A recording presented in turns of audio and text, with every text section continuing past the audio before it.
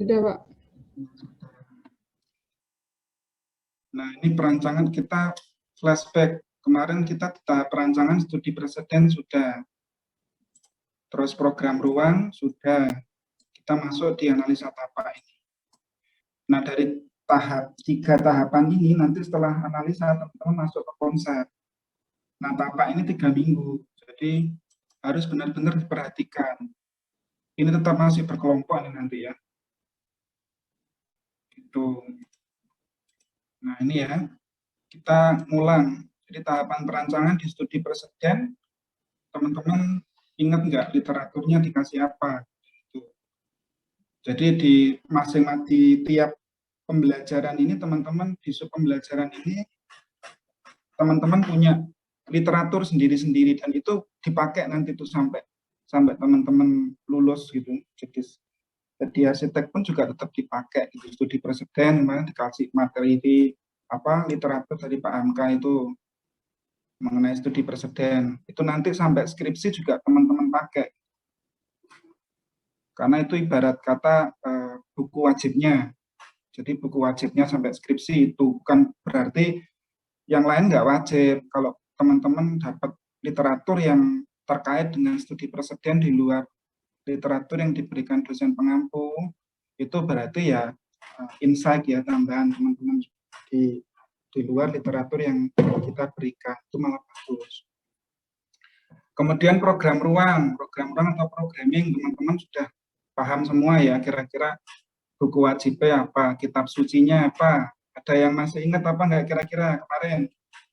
Program ruang, buku wajibnya apa? Ayo, ada perwakilan enggak? Eko, Debi, apa kok buku wajibnya program ruang?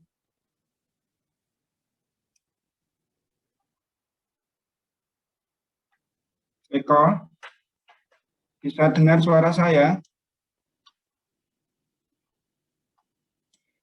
Sudah, Pak. Sudah. Buku wajibnya untuk program ruang apa? Kira-kira literatur wajibnya? Yang kemarin sudah di-share? Apa gimana?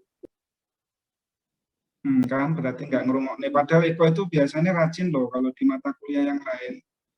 Mesti notice loh kalau ada. Saya ngecek, saya tuh ngetes yang paling rajin aja nggak tanggap kok, apalagi yang lain. Apa malah sama mama ini punya jahil. Jadi dalam tahap perancangan itu kan ada studi preseden, program ruang, analisa tapak. Nah ini kan sudah diberi literatur sama baik dari Bu Laksmi, saya maupun Pak Hamka. Kira-kira apa? Masih ingat nggak untuk program ruang literatur wajibnya apa kemarin?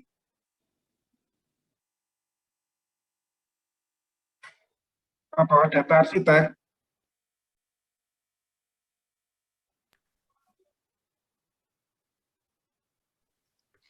Izin menjawab, Pak. Kalau pakai data arsitek. Nah, jadi program ruang itu ada data arsitek, SNI, kemudian Neufrot, itu semuanya terus dipakai ya, sampai skripsi itu dipakai terus.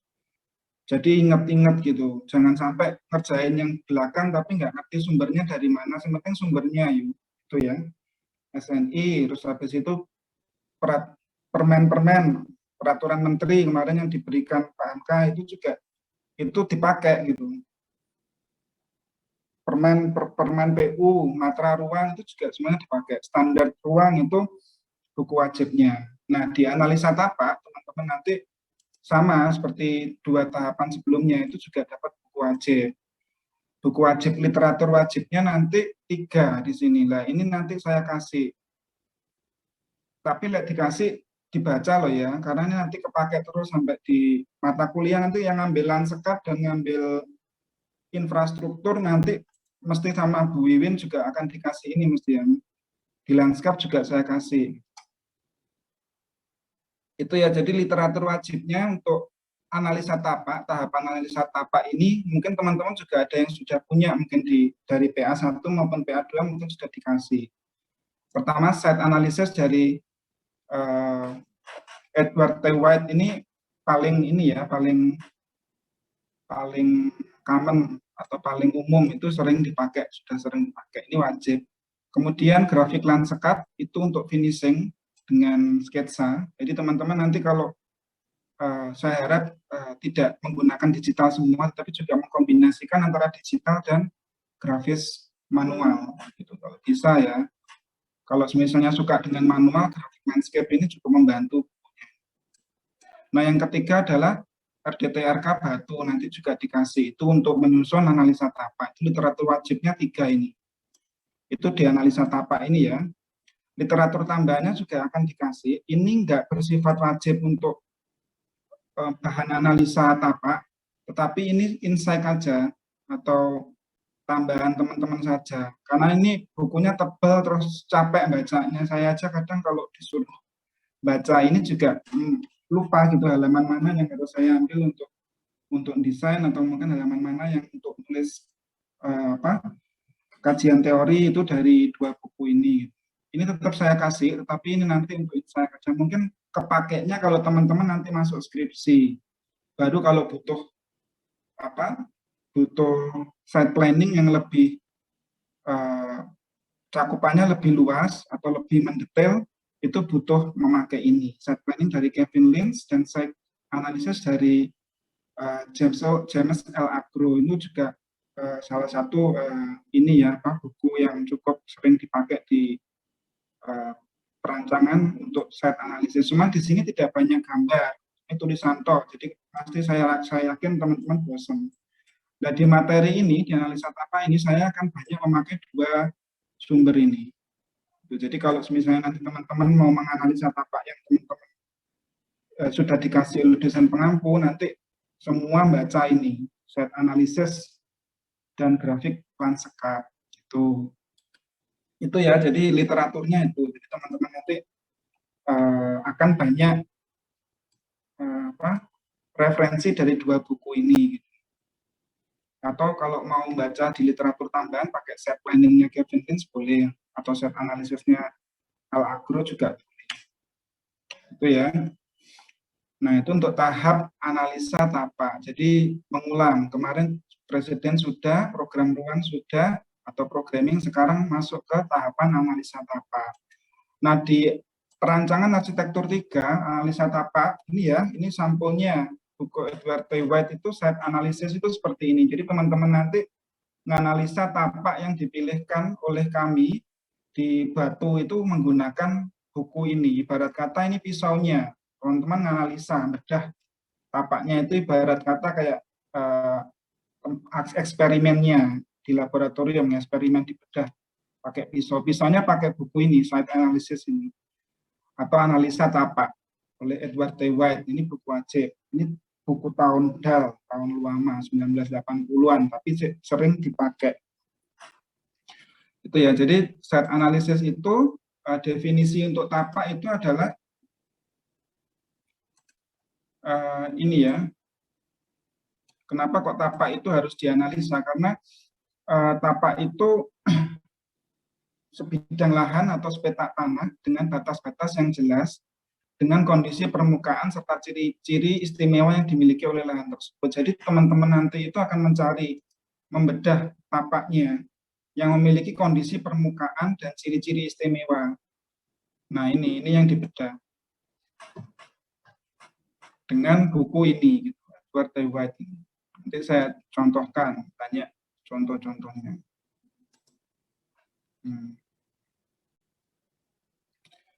Itu ya, aduh.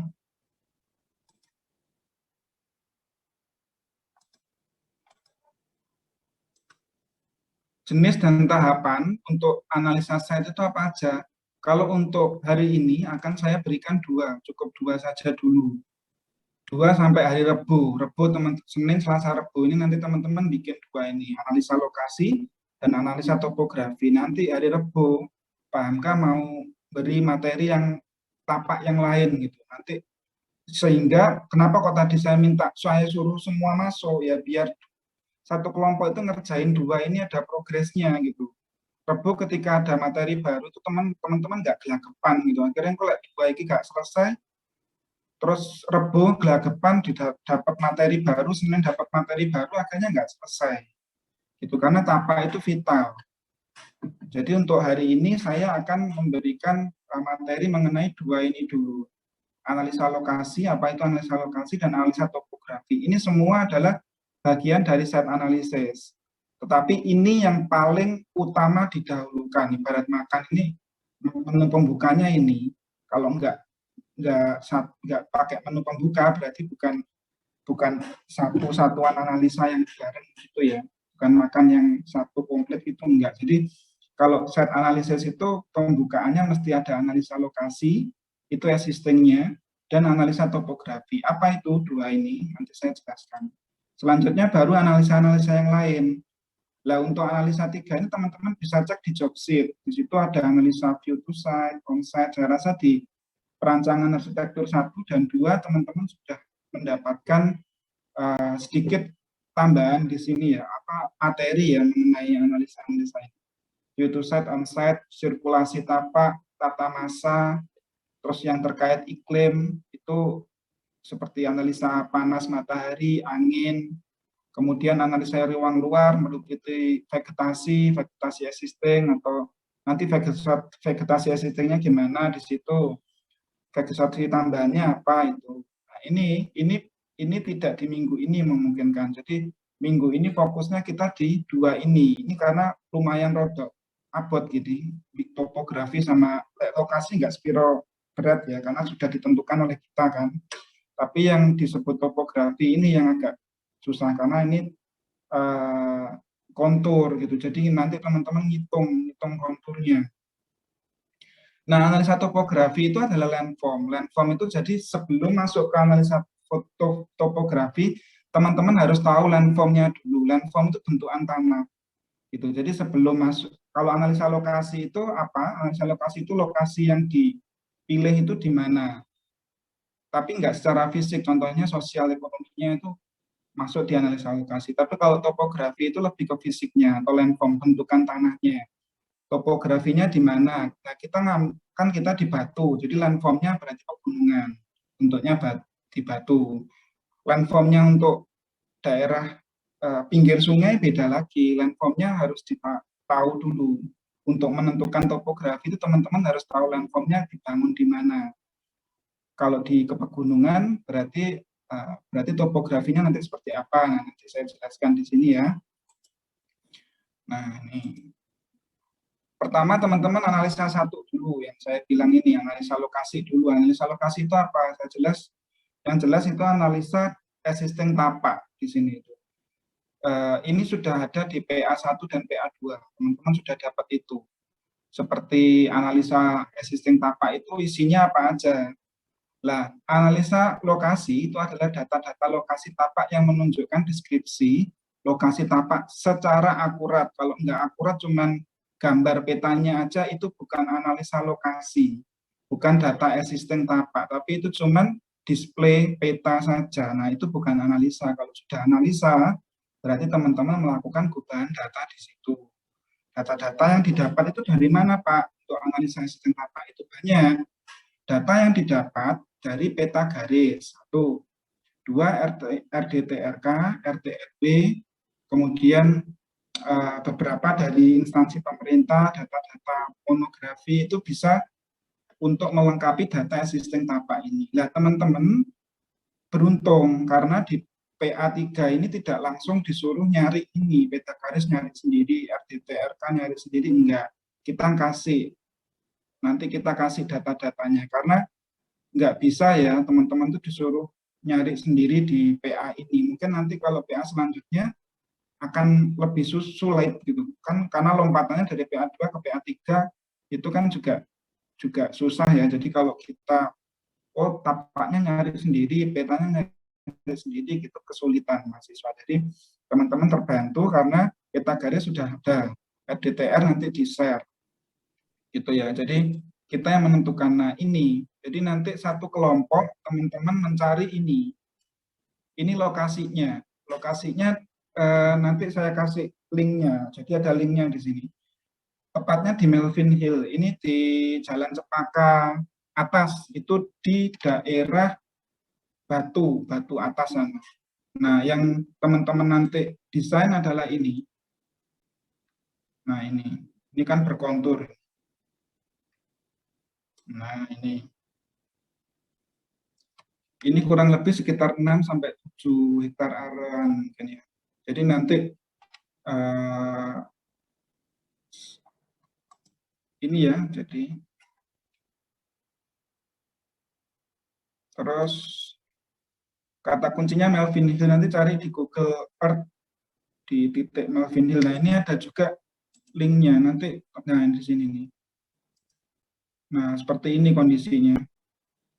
Jadi kalau teman-teman dari sini, ini Melvin Hill-nya. Nah, ini villanya di sini. Ini view ke sananya seperti ini. Nah, kalau view-nya ke sana seperti itu. Nah, kalau yang sawah-sawah ini, nah sawah-sawah ini adalah batas di sini. Nah, batas ini. Sekitar 6,1 hektaran. Kalau nanti dicek ya, cap-nya nanti dikasih. Nah, itu kenapa kok milih kontur ini? Kenapa kok memilih di sini? Karena di sini menurut kami paling kompleks ya. Kompleksnya dia konturnya nanti dilihat. Kita juga sudah ada peta konturnya. Nanti tinggal apa teman-teman hitung apa ketinggian konturnya. Nanti diajari nanti ketinggian konturnya gimana. Nah, jadi ini sekitar 6 hektaran. Di sini ada sungai juga. Jadi ini sudah apa cukup kompleks ya. Kemarin Pak Angka, kalau bisa Mas apa Pak Bu apa kalau bisa cari yang ini ya apa kompleks itu, maksudnya dia menarik, kontur yang menarik itu kalau konturnya itu ada yang curam, ada yang landai, ada bagian untuk sungai gitu, ada jalan setapaknya. Nah, itu set atau kontur yang menarik. Nah, kalau di CAD kan mesti ada ya nanti di layer-layernya itu, nanti dicek juga di CAD, nanti saya jelaskan di bawah. Nah, ini ya, ini sungai yang merah ini. Itu ya, jadi ini linknya. Nah, nanti tinggal diklik aja. Jadi langsung ke Google-nya Google Map-nya si Melvin Hill ini. Ini villa. Jadi saya juga belum ke sini ya. Dan nanti teman-teman kalau mau apa jalan-jalan itu satu kelompok mau ke sana ya monggo. Jadi yang namanya survei apa itu